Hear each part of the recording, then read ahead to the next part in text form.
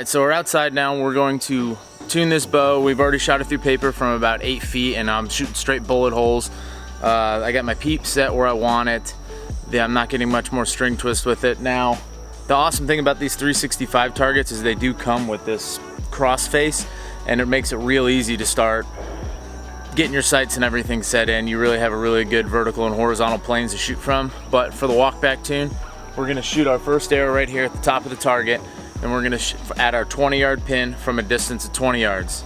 Our second arrow we're going to shoot at 30 yards, but we're gonna use our 20-yard pin and we're gonna aim at the same spot. And then we're gonna walk back to 40 yards. We're still gonna shoot our 20-yard pin and aim at the same spot. And in theory, if your bow is tuned and you're not torquing the shit out of the grip, your arrow should hit in a straight line. Sometimes they might go one way or the other.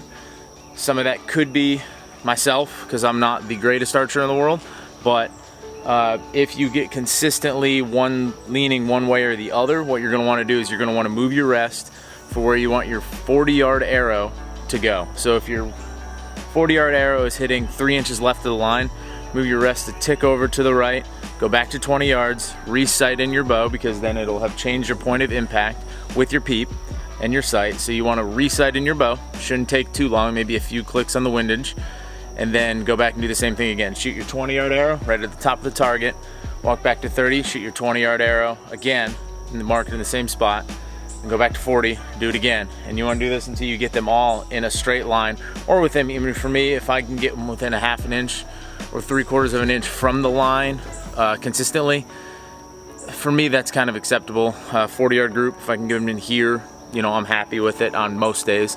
So don't feel like you have to split the line every single time, because I mean, I don't know how you guys shoot, but I know for me, I can't do that consistently. Some days I can do it, and other days I just can't. So grab the bow, we're gonna step back here to 20 yards, we're gonna shoot at this line, walk back to 30, 40, and keep repeating the process until we get it. Hopefully, first shot we can get it done, and then I can bear shaft tune, and then check that, and then if that shoots well, then I'll screw a broadhead on it, and we'll walk back to some distances and see how good this broadhead flies with these field points. Alright, first things first, now that we got out here, I am going to double check my 20-yard pin, set that, because everything hinges directly off of that, so it's really important that you do get your 20-yard pin set first. This is a 3-pin slider. Probably do another video making a sight tape for that, but first thing I'm gonna do is I'll go out here 20 yards, dial this 20-yard pin in.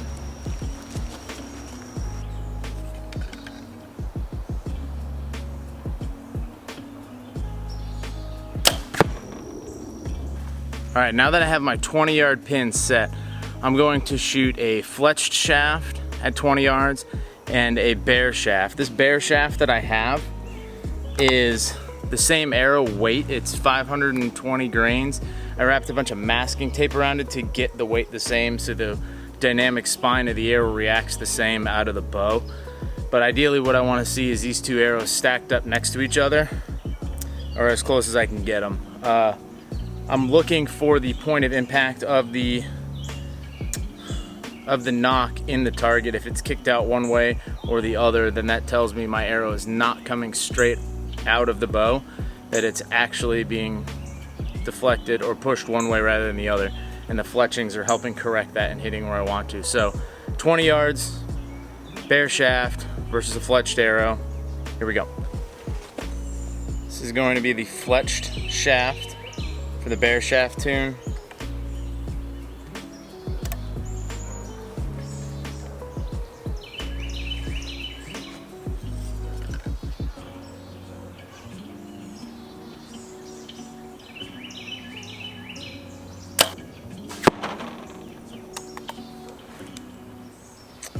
This is the bear shaft that I have. It weighs the exact same as that fletched one I just shot, but it is just wrapped with masking tape on the back. You could use electrical tape or whatever else you have.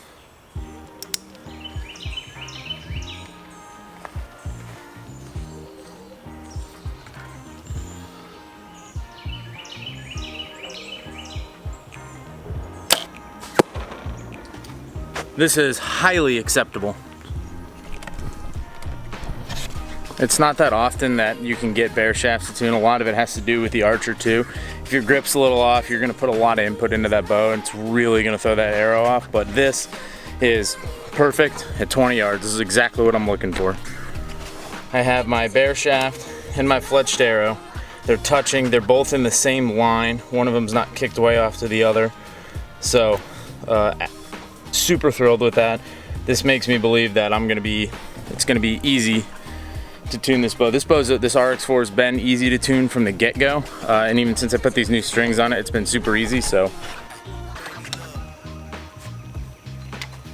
now I'm gonna go back and walk back tune it 20, 30, 40, shooting my 20-yard pin at the top of the target the whole time. See if I can get these to line up vertically.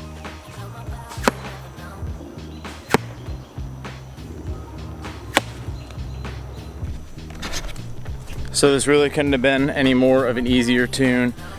The through paper, when I was paper tuning it, shot a bullet hole. I think I had to put one twist in the left yoke and one out of the right, but got it through bullet hole through paper. And then the bare shaft stacked right on top of my fletch shaft at 20 yards, both perfectly in line on the target. And then the walk back tune, as you guys can see, my 20 just a tick right of the line. My 30 was dead in line with that. And now the target face wasn't enough at 40 yards. I probably could have dropped back to maybe 35, moved up to 35 yards to keep it on the target. But this last arrow here, it is still in line with the other two. So it's good to know like how far you can go back with your 20-yard pin to still get it on the target face. Obviously, if you don't have a target stack like I have here, just walk back maybe 7 yards instead of 10. So shoot it at 20, 27, maybe 36, something like that. Just judge what you can do without losing an arrow. But I'm gonna screw a broadhead on here now and see what my broadheads look like with my field points. Probably gonna shoot at some distances like 40 yards, 60 yards, maybe even 80 yards, and just kind of get a feel for it. I'm gonna be shooting the QAD Exodus with the sweep back blades. They're 100 grains, so they should fly pretty well. I haven't actually shot these before, so we're gonna turn this target face a little bit to not chew it up any more than it is, and we're gonna see what we can get for these groups.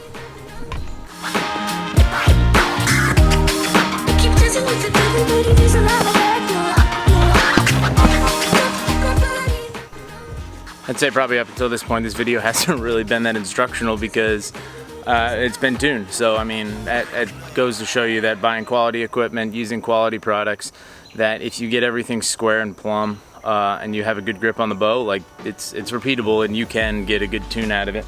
So for this broadhead field point test, this all white fletched with the white wrap, I'm going to be using with the broadhead this QAD Exodus with the sweep back blades. And my field point control, I have a 100 grain point, I'm going to be using this green wrap with the multicolored fletching on it. I haven't decided which one I'm gonna go with, if I'm gonna go with a green wrap and all white veins, or if I'm gonna go with this kind of tuxedo alternating. Comment down below which wrap and fletching combination I should run. I have some white and green wraps coming, and I have both white and green fletching. So comment down below what I should run and I will start fletching up, I don't know, another dozen arrow of those. Maybe just a little bit right. Let's go back to 60. Broadhead, 60 yards.